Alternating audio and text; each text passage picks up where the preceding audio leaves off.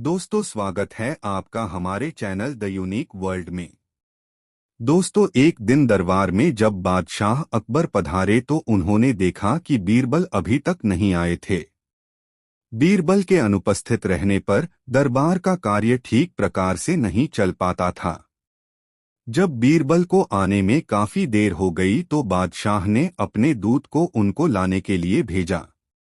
दूत बीरबल के घर पहुंचा। बादशाह का संदेश सुनकर बीरबल ने उस दूत से कहा, चलो मैं आता हूं।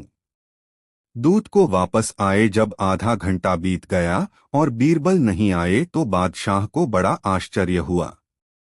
किंतु उसी क्षण उन्होंने विचार किया कि हो सकता है किसी जरूरी काम से वह रुके हों।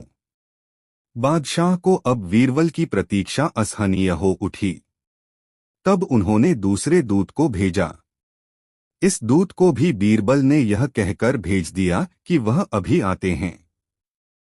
दूत ने आकर कहा, जहां पनाह, वे कह रहे हैं, चलो मैं आता हूं। बादशाह को सुनकर ढांढस बंधा।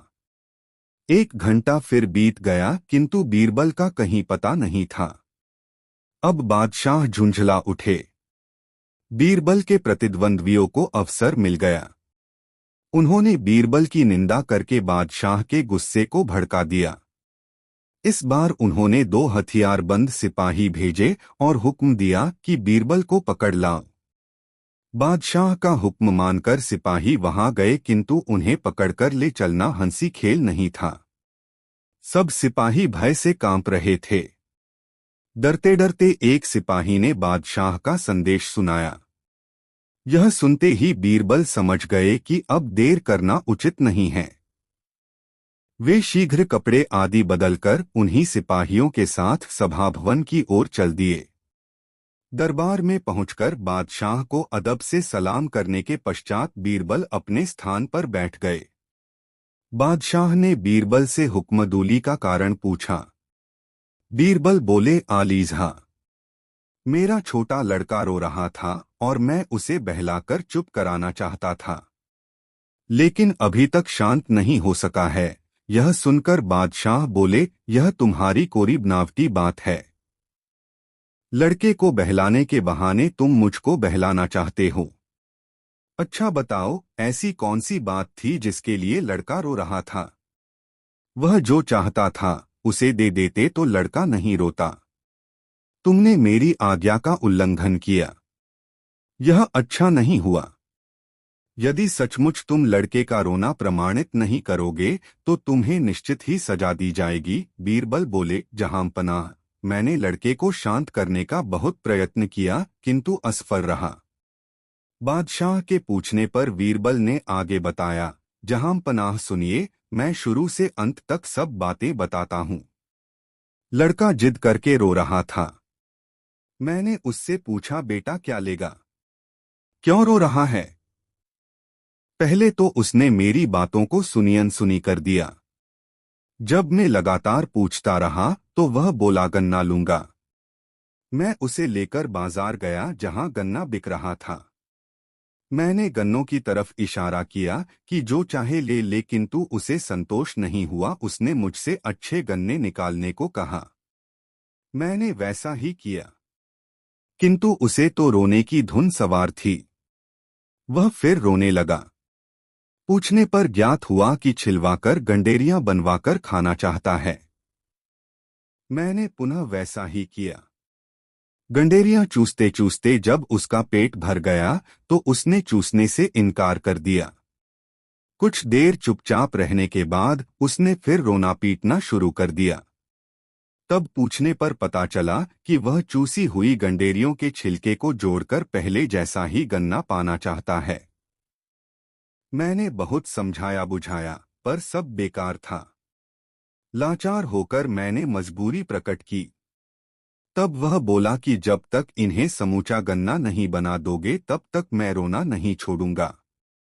अब भला आप ही बताइए कि मैं उसे कैसे बहला पाता। यह घटना सुनकर बादशाह बड़े आश्चर्यचकित हुए। वे बोले, सच है, बच्चे को खुश करना बड़ा ही कठिन काम है। बादशाह का गुस्सा शांत हो गया और वे बीरबल के सत्य से बहुत खुश हुए। दोस्तों वीडियो को एक लाइक जरूर करें। साथ हाथी का पाव नई मजेदार कहानी। बादशाह अकबर और बीरबल में प्रायः नोकझोंक हुआ करती थी, लेकिन एक दिन उन दोनों के बीच किसी बात पर झगड़ा हो गया। बीरबल को गुस्सा आ गया और वह रूठकर दिल्ली से 15-20 कोस दूर एक गांव में अपना नाम छिपाकर रहने लगा। गांव का पटेल भगवत सिंह भाटी राजपूत था। वह बड़ा दयालु था। जो कोई परदेशी उस गांव में आता, वह उसकी बड़ी आवभगत करता था। बीरबल भी उसके गांव में बड़े आराम से दिन बिताने लगा। बीरबल के चले जाने के बाद अकबर बादशाह ने उसकी जगह अपने साले को नियुक्त कर दिया। यह बात यद्यपि अकबर बादशाह को नापसंद थी, परंतु बेगम को खुश करने के लिए उन्हें ऐसा करना पड़ा। उसको दीवान के पद पर नियुक्त हुए अभी 10 दिन भी नहीं हुए थे कि शहर में अव्यवस्था फैल गई। लोग आपस में लड़ने झगड़ने लगे। न्याय की परिपाटी बिल्कुल बिगड़ गई। चारों ओर से शिकायतें आने का तांता लग गया।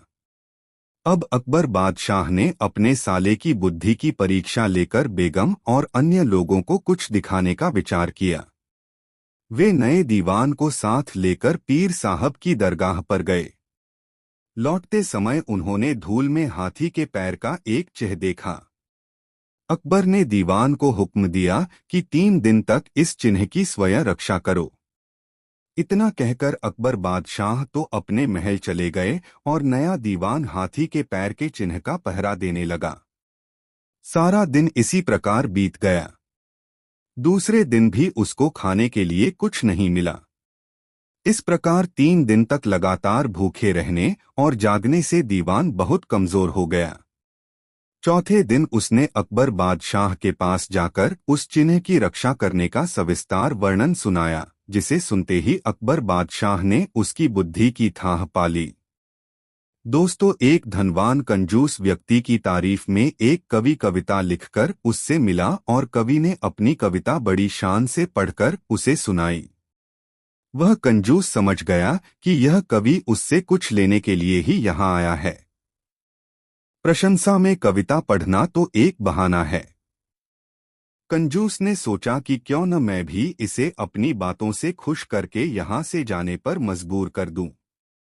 यह सोचते हुए वह कंजूस बोला, बहुत खूब कवि महोदय, आपने मेरी तारीफ में बहुत अच्छी कविता लिखी है। कल आप आइए, मैं आपकी मुराद अवश्य पूरी करूंगा। कवि वापस चला गया। कंजूस बहुत ही खुश हुआ कि चलो बला टली। कुछ देना न पड़ा और बात भी बन गई। दूसरे दिन कवि कुछ धन पाने के लालच में कंजूस से मिलने आया। कवि पर नजर पड़ते ही कंजूस बोला, तुम कौन हो भाई? किससे मिलना है? यह कहकर कंजूस ने ऐसा नाटक किया जैसे उसने कवि को कभी देखा ही न हो। कवि आश्चर्य से चौंकते हुए बोला, महोदय, आप यह क्या कह रहे हैं? कल ही तो मैं आपसे मिला था और आपकी तारीफ में खूबसूरत सी कविता भी लिखकर सुनाई थी। आप इतने कम समय में ही मुझे भूल गए। कंजूस बोला, कल की बात आज करने से कोई लाभ नहीं।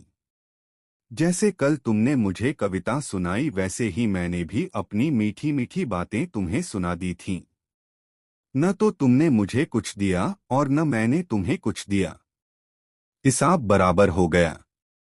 अब तुम मेरा पीछा छोड़ो। कंजूस के इतना कहने पर वह कवि वहां से सीधे घर आया और अपने एक दोस्त के साथ बीरबल से मिला और अब तक जो हुआ था वह सब बीरबल को बता दिया। बीरबल बोले, कवि महोदय, आप 1 हफ्ते के बाद अपने इस दोस्त को उस कंजूस के यहाँ भेजना।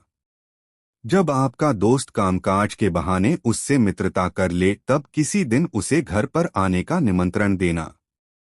उस दिन मुझे भी बुला लेना, लेकिन इतना अवश्य ध्यान रहे कि उसे केवल न्योता देना है, खाना नहीं खिलाना है। बीरबल यह कहकर दरबार के कामकाज में तल्लीन हो गए। कवि का मित्र कुछ ही रोज में कंजूस से काफी घुल मिल गया। जब मित्रता गाढ़ी हो गई तब एक दिन कंजूस को उस व्यक्ति ने खाने का निमंत्रण दिया। कंजूस ने निमंत्रण स्वीकार कर लिया। बीरबल और कवि को भी इसकी खबर कर दी। कवि वेश बदलकर दोस्त के घर आ पहुंचे। बीरबल भी वेश बदलकर आ गए। थोड़ी देर बाद कंजूस भी आ गया। उन तीनों ने ही कंजूस की बड़ी आवभगत की और कंजूस से तरह तरह की मीठी बातें करने लगे। कंजूस भूखा था क्योंकि वह घर से खाकर नहीं चला था और दावत के नाम पर सुबह से ही कुछ खाया नहीं था। जब उसे भूख कुछ अधिक ही सताने लगी तो परेशान होकर कंजूस बोला, अरे भाई, खाने पीने का भी इंतजाम है या ऐसे ही बैठे रहना है? कवि के मित्र ने कहा, मित्र, मैंने तुम्हें भोजन के लिए नहीं बुलाया है। मैंने तो तुम्हें केवल भोजन का निमंत्रण देकर प्रसन्न किया है। यह सुनते ही कंजूस ने उन तीनों को ध्यान से देखा, फिर कवि को तुरंत ही पहचान लिया। कंजूस ने अपनी गलती के लिए क्षमा मांगी और कवि को वाजिब इनाम दिया तथा इस घटना से अच्छी सीख ली। दोस्तों, कहानी कैसी लगी कमेंट में जरूर बताएं। दोस्तों, बादशाह अकबर के मन में हमेशा कोई न कोई सवाल उठता ही रहता था। एक दिन बादशाह सलामत ने बीरबल से कहा, बीरबल, दरबार में एक ऐसे आदमी को ढूंढ कर ले आओ जो बहुत ही बुद्धिमान हो। बीरबल कुछ देर शांत रहे, फिर बोले, जहां पनाह, मैं जल्दी ही ऐसा आदमी ढूंढकर दरबार में ले आऊंगा, लेकिन इसके लिए समय और धन की आवश्यकता पड़ेगी। बादशाह अकबर बोले, बीरबल, सोने की 300 मोहरें और 1 हफ्ते का समय हम तुम्हें देते हैं। धन और 1 हफ्ते का अवकाश लेकर बीरबल अपने घर चले गए। सारा धन उन्होंने दीन दुखियों में बांट दिया। सप्ताह के अंतिम दिन बीरबल ने एक चरवाहे को पकड़ा और उसे स्नान करवाकर अच्छे कपड़े पहनाए तथा सोने की 100 मोहरें उसे देकर दरबार में ले आए। रास्ते में ही चरवाहे को बता दिया कि उसे बादशाह सलामत के सामने कैसा व्यवहार करना है। बादशाह अकबर के दरबार में पधारते ही बीरबल ने कहा, जहां पनाह, मैं बुद्धिमानों का बुद्धिमान व्यक्ति ढूंढकर लाया हूं। शहंशाह ने चरवाहे को देखते हुए पूछा, तुम्हारे माता पिता तुम्हें क्या कहकर बुलाते हैं? तुम कहाँ के रहने वाले हो? तुम कौन सी खास बात जानते हो? एक साथ इतने सवाल बादशाह अकबर ने कर दिए, लेकिन चरवाहे ने किसी भी सवाल का जवाब नहीं दिया क्योंकि बीरबल ने उसे पहले से ही चुप रहने के लिए कहा था। बादशाह ने शिकायत भरे लहजे में बीरबल से कहा, बीरबल, यह कहीं गूंगा और बहरा तो नहीं है? इसने तो हमारे किसी भी सवाल का जवाब नहीं दिया। भला यह बुद्धिमानों का बुद्धिमान कैसे हो सकता है? बीरबल ने शीश नवाकर कहा, हुजूर, यह इसकी बुद्धिमानी है। इसने अपने बड़े बूढ़ों से सीख रखा है कि राजा और स्वयं से अधिक समझदार व्यक्ति के सामने चुप रहने में ही भलाई है। यह उनसे मिले ज्ञान का अनुसरण कर रहा है। बादशाह अकबर बीरबल के इस तर्क के आगे अब क्या बोलते। वे मुस्कराकर ही रह गए और चरवाहे को इनाम देकर सम्मान के साथ दरबार से विदा किया। भगवान और भक्त। दोस्तों, अकबर एक मुस्लिम शासक थे, परंतु वह समान रूप से सभी धर्मों का सम्मान करते थे और भगवान के बारे में अधिक जानने के लिए उत्सुक रहते थे। एक दिन उन्होंने बीरबल से पूछा, क्या यह सच है कि हिंदू पौराणिक कथाओं में देवताओं में से एक देवता ने हाथी को बचाया था जिसने मदद के लिए उनसे प्रार्थना की थी? बीरबल ने कहा, जी महाराज।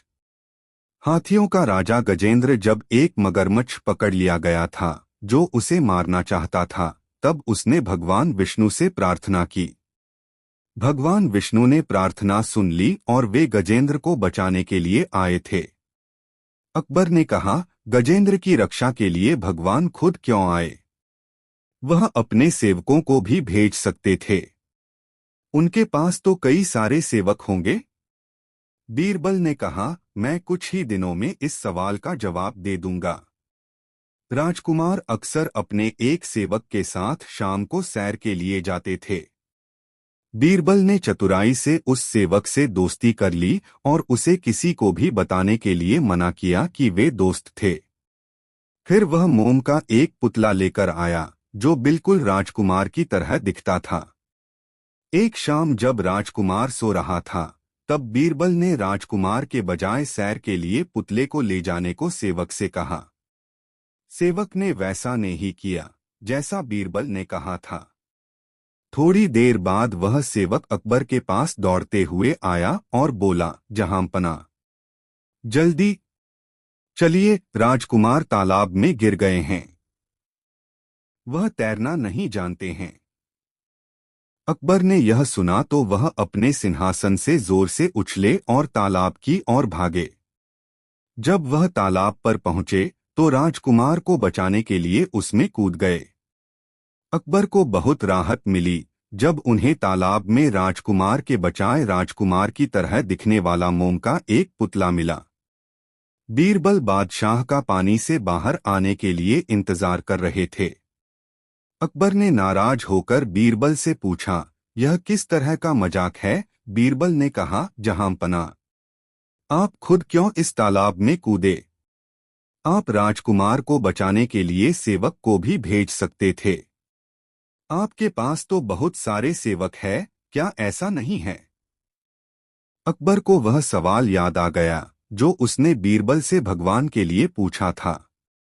बीरबल ने आगे कहा, जिस तरह आप अपने पुत्र से प्रेम करते हैं, उसी तरह भगवान भी अपने भक्तों को प्रेम करते हैं। इस प्रेम के कारण ही वह खुद उनकी रक्षा करने आ जाते हैं। आपने उस दिन पूछा था कि गजेंद्र को मगरमच्छ से बचाने के लिए भगवान विष्णु खुद क्यों आए थे। अब आपके पास जवाब है। अकबर ने कहा, इससे बेहतर मुझे कोई और नहीं समझा सकता था। अब मैं समझ गया। दोस्तों, वीडियो को एक लाइक जरूर करें।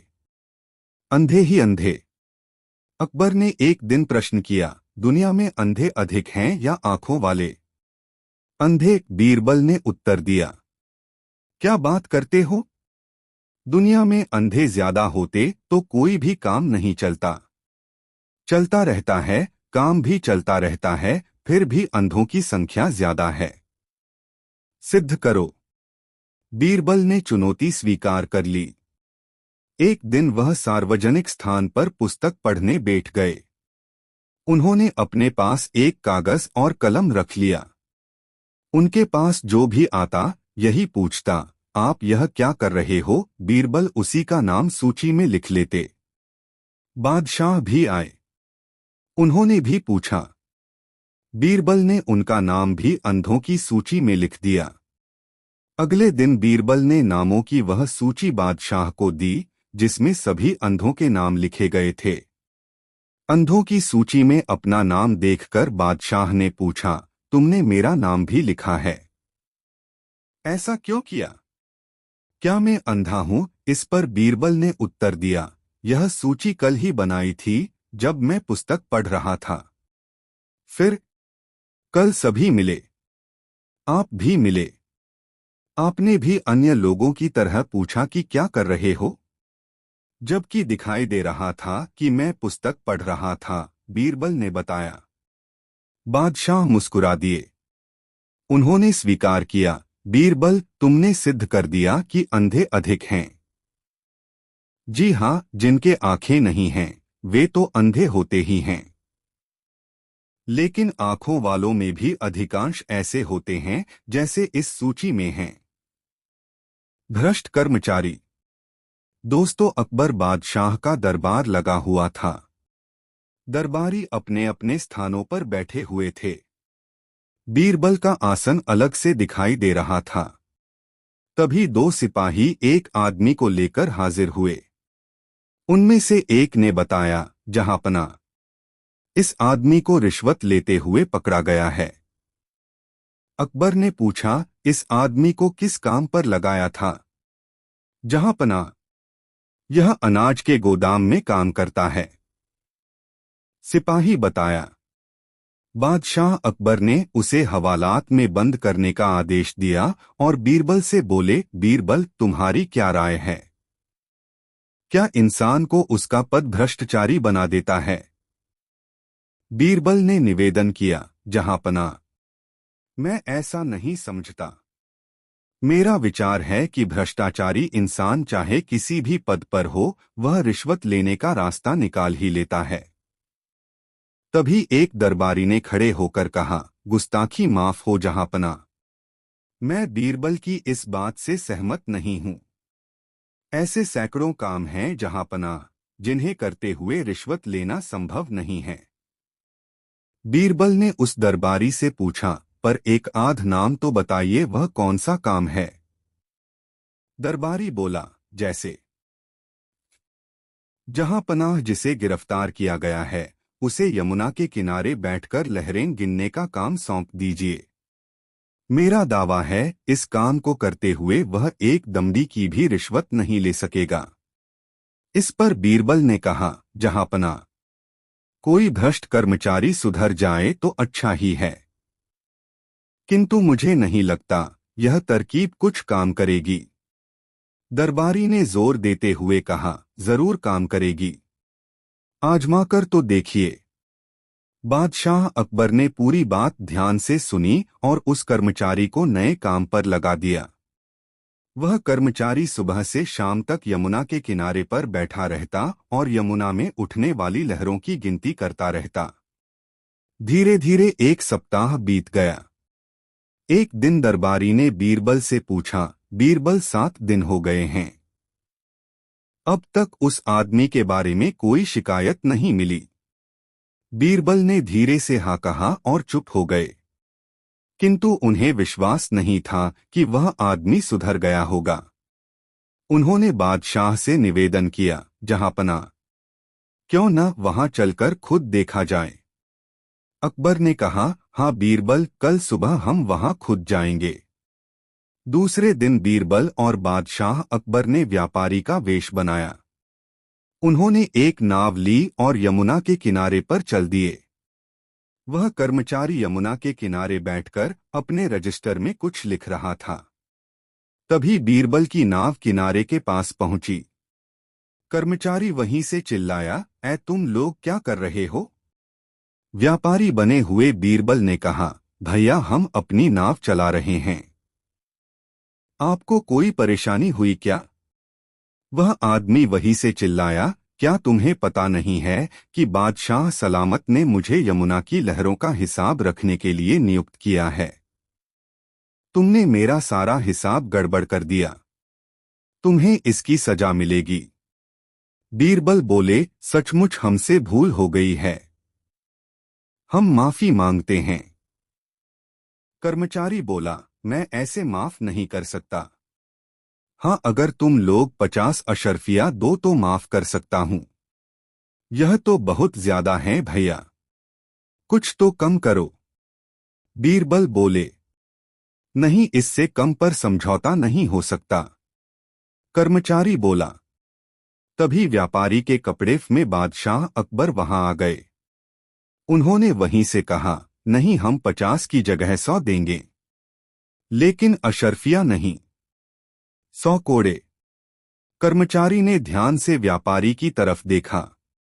अब उसे अपनी भूल का पता चला। वह बादशाह के पैरों में गिर पड़ा और बोला, माफ करें जहांपना, मैं आपको पहचान न सका। बादशाह ने बीरबल की ओर देखा और कहा, तुम ठीक कहते थे बीरबल, कोई भी काम हो, भ्रष्ट अफसर उसमें पैसा ऐंठने का मौका निकाल ही लेते हैं।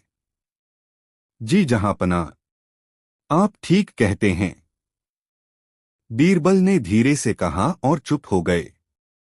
दोस्तों, वीडियो को एक लाइक जरूर करें। दोस्तों, एक बार बादशाह अकबर के शहर में एक व्यक्ति रहता था। उसके जीने का तरीका अजीब था। वह लोगों को बेवकूफ बनाकर पैसे कमाता था। एक बार वह बाजार में एक बहुत अमीर व्यापारी से मिला जो बाहरी देश से आया हुआ था। वह इस शहर में नया था, इसलिए जब धोखेबाज ने उसे अपने घर रात के भोजन के लिए आमंत्रित किया तो व्यापारी ने इस उम्मीद से आमंत्रण स्वीकार कर लिया कि इस नए शहर में उसके नए दोस्त बन जाएंगे। उस रात उन्होंने लाजवाब खाना खाया और बहुत देर तक बातें की। फिर व्यापारी और मेजबान सोने के लिए बिस्तर पर चले गए। अगली सुबह धोखेबाज ने व्यापारी से कहा, मैंने रात को आपको खाने पर आमंत्रित किया और एक अच्छे मेजबान की भूमिका निभाई। इस बात के लिए आप मुझे कैसे भुगतान करेंगे? व्यापारी पूरी तरह भ्रमित था। उसने कहा, मैं नहीं जानता कि तुम किस बारे में बात कर रहे हो। धोखेबाज बोला, आपने मेरा हीरा चोरी कर लिया है। मैं उसे वापस चाहता हूँ। व्यापारी ने कहा, मित्र, मैं नहीं जानता कि तुम किस हीरे की बात कर रहे हो। मुझे बिल्कुल पता नहीं है। उन दोनों में लड़ाई शुरू हो गई। आखिरकार वे दोनों इसके समाधान के लिए अदालत में जाने को तैयार हो गए। बादशाह अकबर दोनों की कहानी सुनकर हैरान हो गए। उन्होंने बीरबल को यह मामला सुलझाने को कहा। धोखेबाज ने कहा, महाराज, मेरे पास गवाह है जिसने व्यापारी को हीरा चोरी करते हुए देखा है। बीरबल ने कहा, अपने गवाहों को बुलाओ, मैं इस बारे में उनसे कुछ पूछना चाहूंगा। एक नाई और दर्जी धोखेबाज के गवाह थे। बीरबल ने दोनों को अलग अलग कमरों में बैठा दिया। फिर उन्होंने मिट्टी का ढेर देकर हीरे के आकार के रूप में करने को कहा। नाई ने अपने जीवन में कभी हीरा नहीं देखा था। उसके पिता ने उसे बताया था कि नाई का हीरा उसका उस्तरा होता है, इसलिए उसने मिट्टी को उस्तरों की तरह आकार दे दिया। दर्जी की मां ने भी कहा था कि दर्जी का हीरा उसकी सुई होती है, इसलिए उसने मिट्टी को सुई की तरह आकार दे दिया।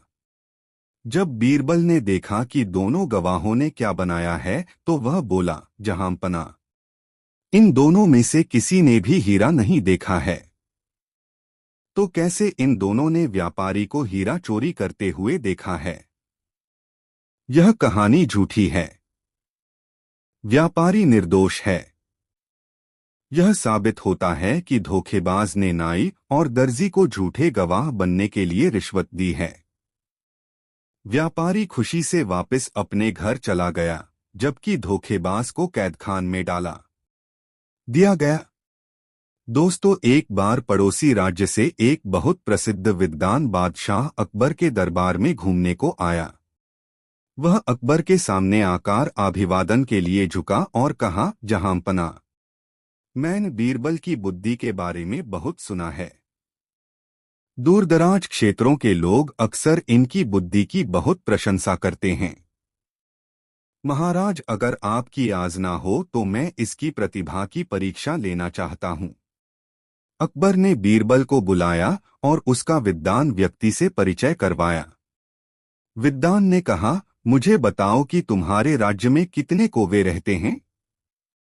बीरबल ने आराम से प्रश्न सुना और कहा, मेरे दोस्त, मैं निश्चित रूप में कल आपको जवाब दे दूंगा। दरबार में हर कोई बीरबल और उस विद्वान के बीच हुई बातचीत से हैरान था। बादशाह अकबर ने बीरबल को अलग बुलाया और कहा, यह आदमी मुझे पागल नजर आता है। इस शहर में कितने कौवे रहते हैं, यह गिनती करना किसी भी व्यक्ति के लिए कैसे संभव है?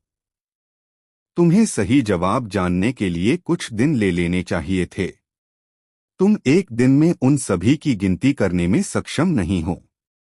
बीरबल मुस्कराया और बोला, जहांपना, यह आदमी मुझसे चतुराई करने की कोशिश कर रहा है, किंतु आप चिंता नहीं करें, इसे इसकी ही दवाई का स्वाद मिलेगा।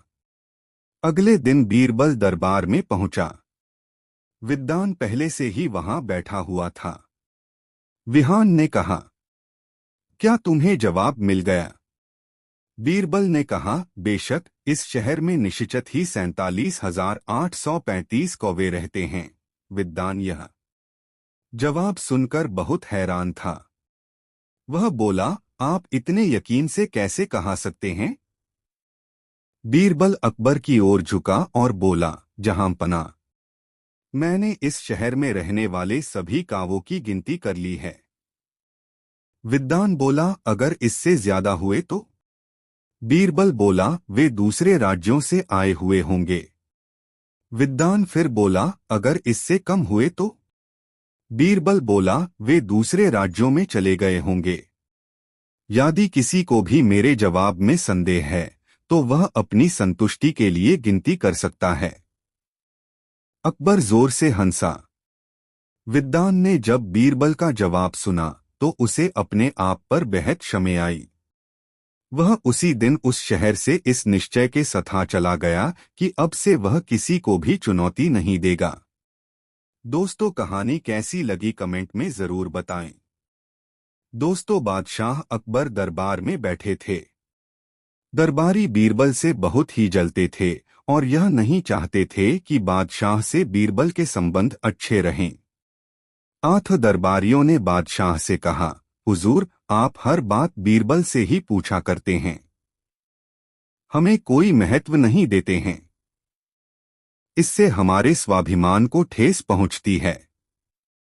शहंशाह अकबर बोले, आप लोगों की शिकायत गलत है। बीरबल कोई साधारण व्यक्ति नहीं है। वह बहुत ही चतुर और समझदार हैं। कोई भी उनकी बुद्धिमत्ता के आगे ठहर नहीं सकता। यही कारण है कि हम कोई भी काम बीरबल से पूछकर करते हैं। शहंशाह अकबर की यह बात दरबारियों को पसंद नहीं आई। वे बीरबल से और भी ज्यादा नाराज हो गए। बादशाह ने दरबारियों को शांत बैठे देखा, तब उन्होंने कहा, अगर तुम सबको ऐसा लगता है कि तुम सब बीरबल से अधिक चतुर और बुद्धिमान हो तो आज तुम सबकी बुद्धिमानी की परीक्षा ली जाएगी। तुममें से जो भी इस परीक्षा में पास होगा उसे बीरबल का स्थान मिल जाएगा। इतना बोलकर शहंशाह ने 2 हाथ लंबी दुलाई मंगवाई। अब बादशाह ने दरबारियों की तरफ देखते हुए कहा, देखो, मैं लेट जाता हूँ और तुम सब एक एक करके मेरा शरीर इस दुलाई से ढकने का प्रयास करो।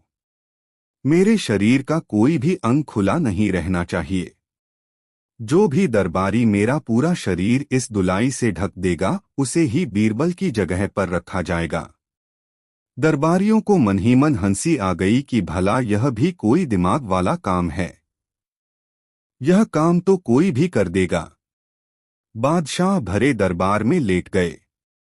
एक एक करके सभी दरबारी बादशाह को दुलाई ओढ़ाने आए, लेकिन कोई भी दरबारी उनके पूरे शरीर को दुलाई से ढक न सका। अब बादशाह उठ खड़े हुए और बोले, देखी आपने अपनी बुद्धिमानी, क्या अपनी इसी बुद्धिमानी पर आप सबको इतना अभिमान था?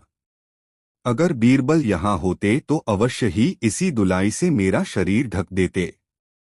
जब आप में से कोई एक भी इतना छोटा सा काम नहीं कर सकता तो दिमाग वाला काम क्या करोगे? यह कहकर बादशाह ने बीरबल को दरबार में बुलाया और बीरबल के हाथ में दुलाई देकर सारी बात बता दी। बादशाह पहले की तरह ही दरबार में लेट गए। बीरबल ने दुलाई को गौर से देखा, वह बहुत ही छोटी थी। बीरबल ने कहा, जहांपनाह, आप अपने पैर सिकोड़ लें। बादशाह के पांव सिकोड़ने पर बीरबल ने दुलाई से उनका सारा शरीर ढक दिया। फिर बीरबल ने बादशाह से कहा, उतने पांव फैलाइए जितनी लंबी चादर हो। बादशाह बीरबल के इस विचार से गदगद हो गए और दरबारियों से कहा, बीरबल की चतुराई तुम सबने देख ली न। अब तो किसी को कोई शिकायत नहीं होगी। शर्मसार दरबारी शहंशाह से माफी मांगकर चुप हो गए। दोस्तों, वीडियो को एक लाइक जरूर करें। दोस्तों, बादशाह अकबर अभी आकर दरबार में बैठे ही थे कि तभी दरबार में एक कसाई और एक तेली आपस में बहस करते हुए आ गए। बादशाह ने बीरबल से कहा, बीरबल, देखो यह क्यों बहस कर रहे हैं?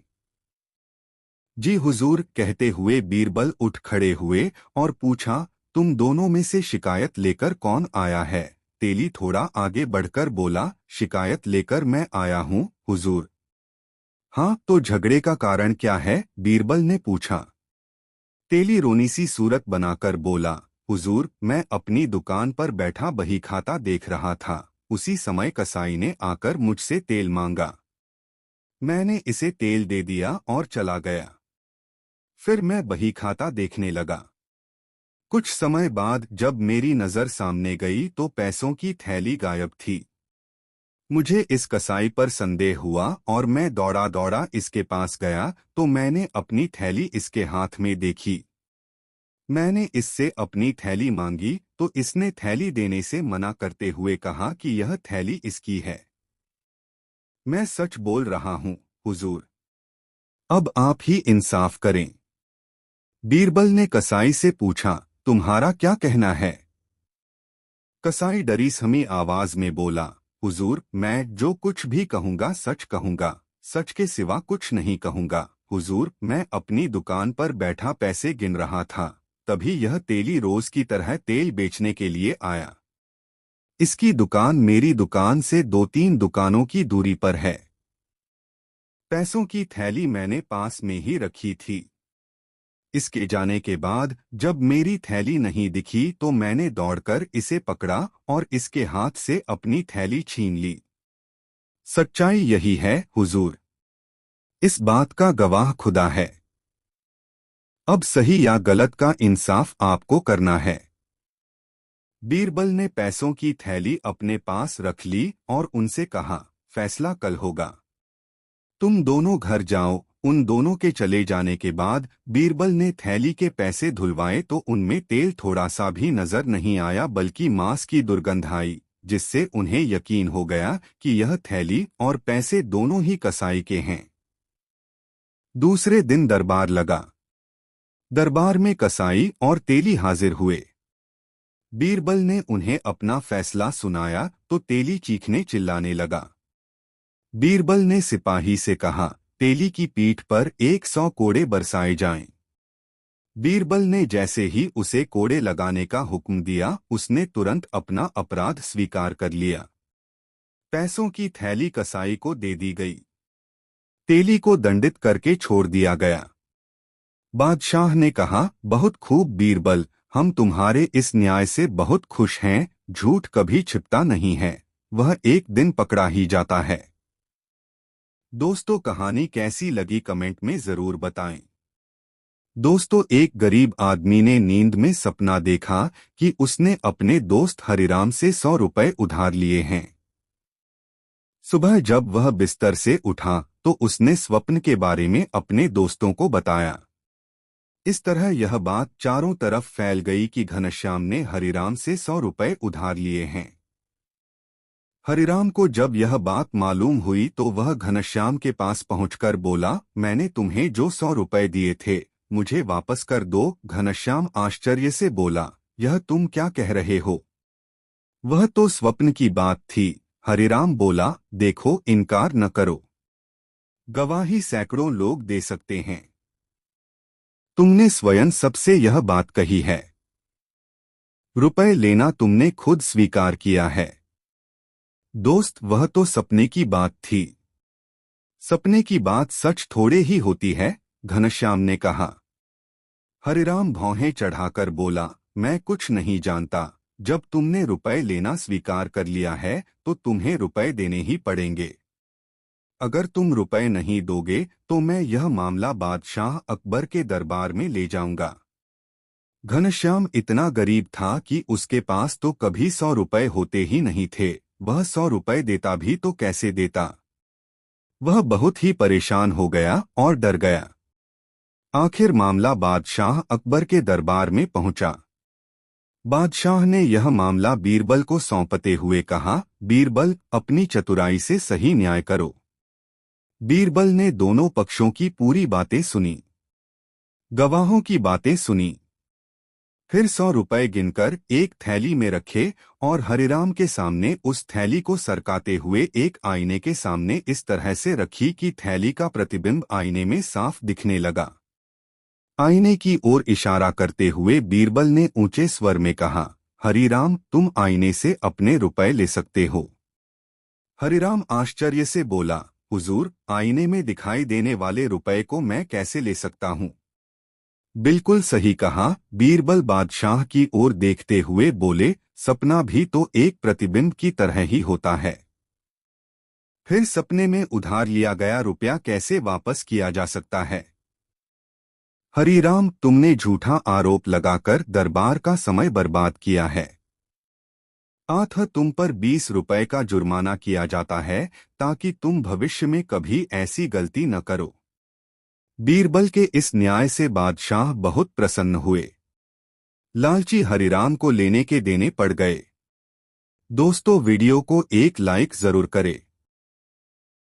दोस्तों अकबर बीरबल की यह कहानी कैसी लगी कमेंट में जरूर बताएं। ऐसी और नई मजेदार कहानी सुनने के लिए हमारे चैनल द यूनिक वर्ल्ड को सब्सक्राइब जरूर करें। वीडियो अपने मित्रों को जरूर शेयर करें। वीडियो देखने के लिए धन्यवाद।